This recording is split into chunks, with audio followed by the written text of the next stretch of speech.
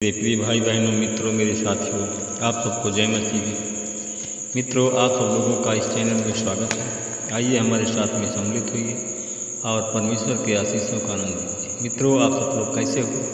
अच्छी तरह से हो? मित्रों, मुझे पूरा विश्वास है, पूरी आशा है कि आप सब लोग अच्छी तरह से हैं, क्योंकि परमेश्वर आपके साथ है। मित्रों, आज मैं भोर के समय फिर आप लोगों के सामने उपस्थित हुआ हूँ। मैं आज सबसे पहले वचन बताऊंगा, फिर आपके लिए, आपके परिवार के लिए प्रार्थना करूंगा। मित्रों, आज का वचन है जो मैं आप लोगों के सामने लेकर के आया हूँ, वह है भजन संहिता 119 अध्याय का 154 वचन। इस वचन के द्वारा मैं बात करूंगा, इसी के आधार पर प्रार्थना करूंगा। ये वचन है, मेरे पक्ष में निर्णय दे और मुझे मुक्त कर, अपनी प्रतिज्ञा के अनुरूप मुझे पुनर्जीवित कर। मेरे भाई और बहनों, मित्रों, मेरे साथियों, परमेश्वर जीवन देने वाला परमेश्वर है, मुर्दों को जिलाने वाला परमेश्वर है। और परमेश्वर अपने भक्तों के पक्ष में निर्णय देता है और उनको मुक्त करता है, जिससे प्रेम करता है। प्रेम परमेश्वर का दूसरा नाम है। मित्रों, मैं उसी प्रकार यूहन्ना के पत्री से मैं बताऊंगा। एक परमेश्वर का दास था और उसका नाम लाजर था। मित्रों, लाजर नामक मनुष्य बीमार था। मरियम और उसकी बहन मार्था बैतनिय्याह गांव का, क्योंकि ये तीनों बैतनिय्याह गांव के रहने वाले थे। वही मरियम थी जिसने प्रभु पर इत्र डालकर उसके पांवों को धोया था अपने बालों से। मित्रों, मेरे भाई और बहनों, मित्रों, मेरे साथियों, हम देखते हैं कि जब लाजर बीमार था, उसकी बहनों ने यीशु के पास में सुसमाचार को भेजा और कहा कि हे प्रभु, जिससे आप प्रेम करते हैं वह बीमार है। यह सुन करके यीशु ने कहा कि बीमारी मृत्यु की नहीं, परंतु परमेश्वर की महिमा के लिए।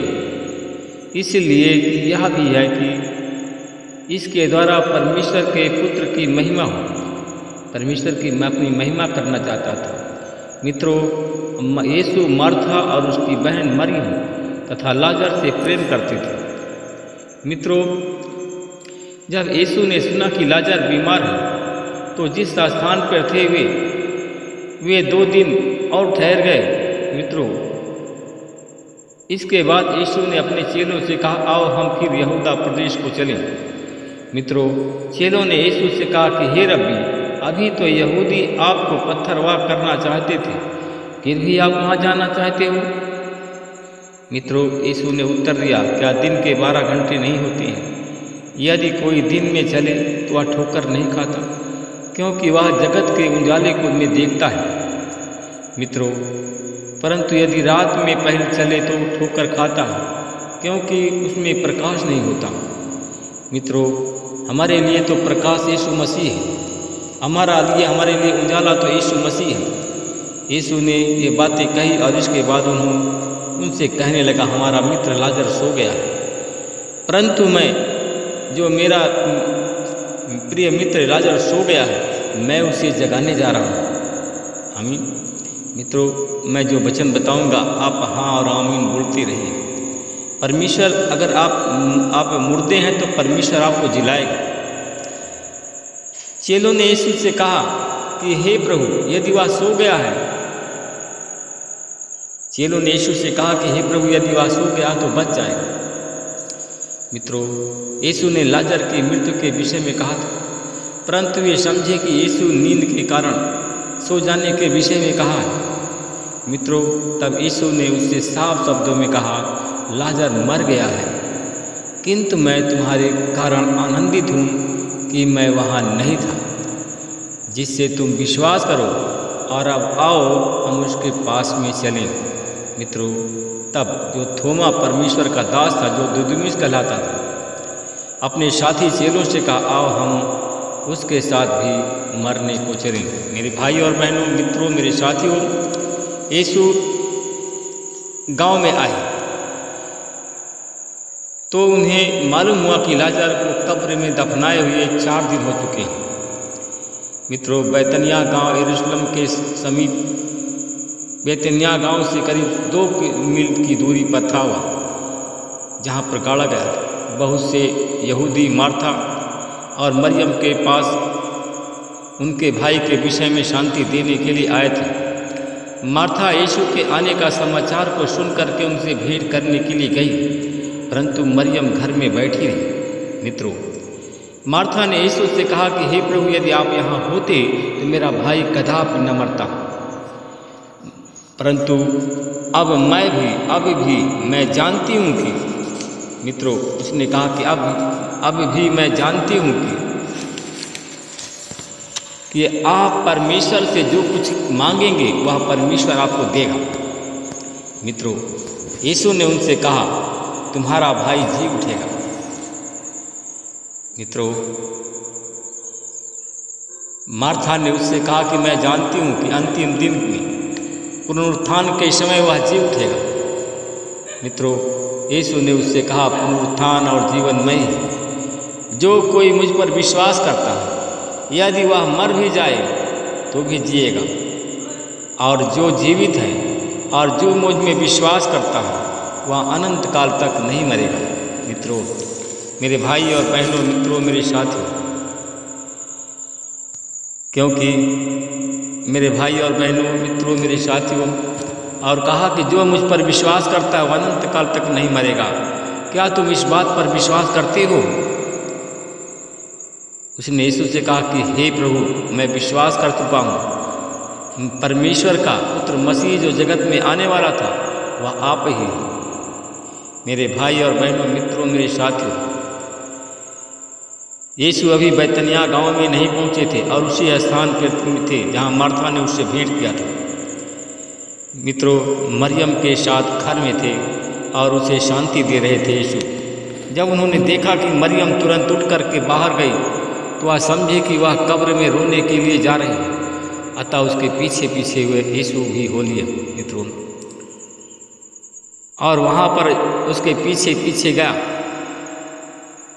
मित्रों, जहाँ पर जब मरियम वहाँ पहुँची जहाँ यीशु थे, वह देखते ही उनके पाँव पर गिर पड़ी और कहा कि हे प्रभु, यदि आप यहाँ होते तो मेरा भाई नहीं मरता।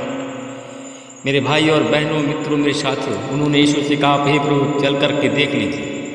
यीशु रो पड़े।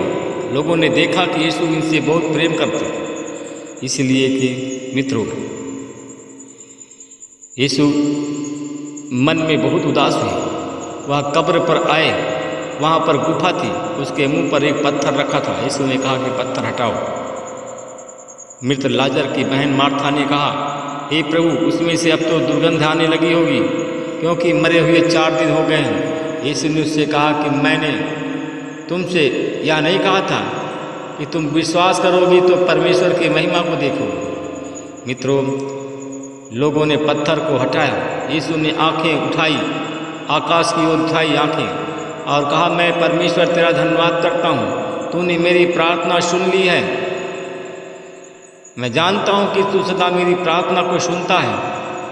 और उस भीड़ पर बड़ी आस लगाए खड़ी हुई थी, और उसने कहा कि जिसने जो विश्वास करे, तूने मुझे भेजा है।